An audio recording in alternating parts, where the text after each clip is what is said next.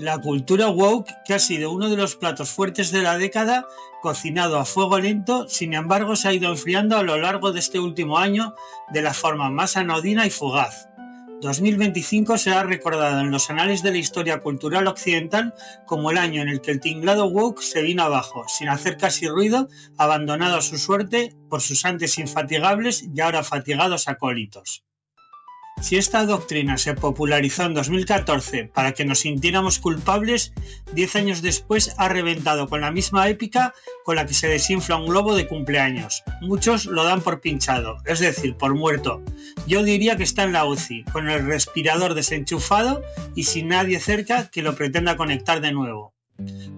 A continuación, el decálogo del desplome, un top 10 factores fundamentales para explicar cómo la realidad, esa señora antipática, ha devuelto a los idealistas a la tierra.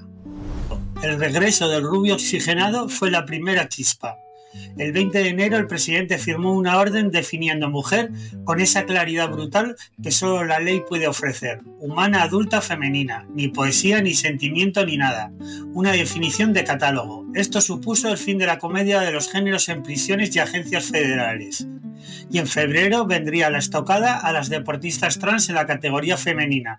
El mensaje es claro, si eres hombre, juegas con los hombres. La igualdad de oportunidades, esa vieja y aburrida quimera, se restablece a golpe de chequera federal. El capitalismo woke se fue al garete. Desde enero las grandes corporaciones Walmart, Disney y Meta, hasta hace poco Guardianes de la Virtud, anunciaron la purga. Los programas de DEI, diversidad, equidad e inclusión, ese nicho laboral que nos hizo creer que podíamos cambiar el mundo con un PowerPoint, fueron desmantelados o recortados drásticamente. El 70% de las grandes firmas lo hicieron en el primer trimestre. Se acabó la performance. Si los consumidores ya no premian que tu cerveza apoye una causa, sino que esté fría y sea barata, el negocio cambia. La industria del videojuego fue la más gráfica. Fracasos rotundos como Concord, ventas menores a 1 millón frente al auge de títulos tan apocalípticos como Black Myth, Wukong. Sorpresa, el público quiere jugar, no recibir sermones. Los presupuestos para las narrativas progresistas cayeron un 40%. La moralidad ya se sabe, tiene un tope de gasto. La caída de la hoja de arce. Y luego llegó Canadá. Justin Trudeau, ese señor que parecía sacado de un anuncio de colonia progresista, dimitió en enero. La fatiga por la corrección política le pasó factura. Su salida se leyó como el colapso global del woke de postal. Encuestas, el 60% de los canadienses quería un reset centrista. Un giro de timón porque estaban hartos de escuchar cómo debían de hablar.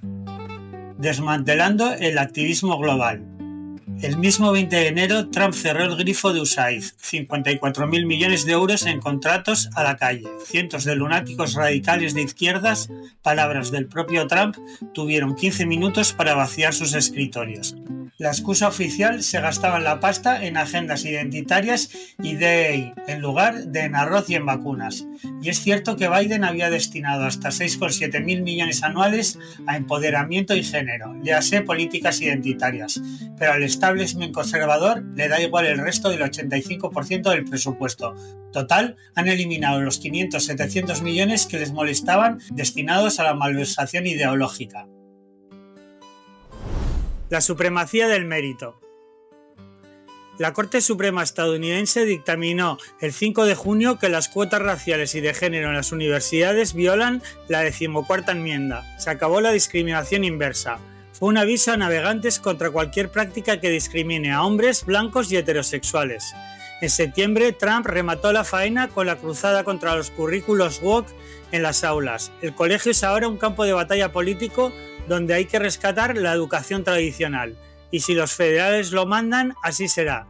El Smithsonian y sus programas de diversidad, por cierto, también fueron cortados durante el shutdown de octubre. Un museo fuera de control, sentenció Trump en Truth Social. Todo muy fino.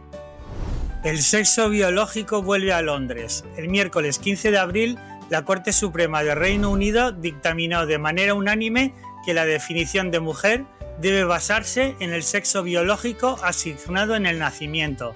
Esto significa que las mujeres transgénero, aunque cuenten con un certificado de reconocimiento de género, no entran dentro de la definición legal de mujer según la Ley de Igualdad del país, o lo que es lo mismo, si un espacio es solo para mujeres, es solo para mujeres biológicas. Consistencia y coherencia, dicen los jueces, casi revolucionario. El Partido Demócrata a la desesperada. Un memo interno del Partido Demócrata en pleno agosto, un acto de pánico existencial.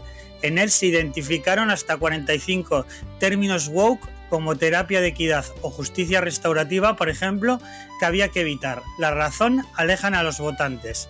El 55% de los moderados demócratas consideraba el lenguaje progresista contraproducente, una retirada táctica para salvar los muebles. Cuando la ideología molesta al votante, el político siempre elige al votante. El realismo de Mamdani. Puede parecer raro incluir la victoria del primer alcalde afromusulmán de Nueva York en esta lista y sin embargo se cuela en ella precisamente como el clavo del ataúd. Mamdani no basó su campaña en la identidad, sino en la clase. Su fe y origen no los ocultó, pero su tesis central era que sin redistribución económica no hay justicia posible. Un soplo de aire fresco. La moral cede paso al realismo social, un hackeo a la narrativa identitaria.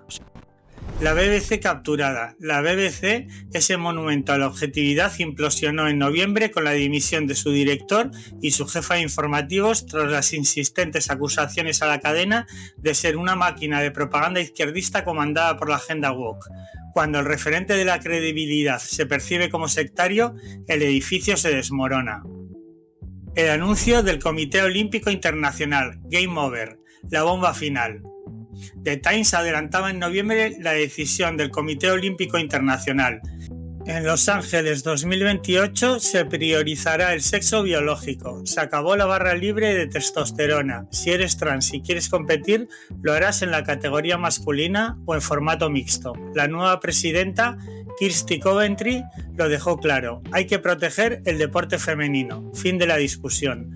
La biología ha ganado la medalla de oro a la ideología. La conclusión es que la fatiga social y la presión económica son más efectivas que cualquier editorial de derechas. Un 62% de estadounidenses y un 70% de británicos creen que el movimiento woke fue demasiado lejos. El apoyo a la cultura de la cancelación cayó del 45% al 28%. El momentum es anti-woke. Y mientras los defensores hablan de una mutación de la conciencia social, yo lo que veo es una factura a pagar. La moral se come con pan, pero el DEI corporativo al parecer no. Y esa es la única verdad que importa. ¿Y vosotros qué opináis? ¿Creéis que hay algún evento de vital importancia que haya sucedido este año y que no está en la lista? Sea cual sea vuestra opinión, podéis dejarla en la caja de comentarios. Dime lo que opinas en comentarios. Hypea si puedes, compártelo. Dale a me gusta, dale a me gusta, dale campanilla y suscripción. Dale a me gusta, dale a me gusta, dale campanilla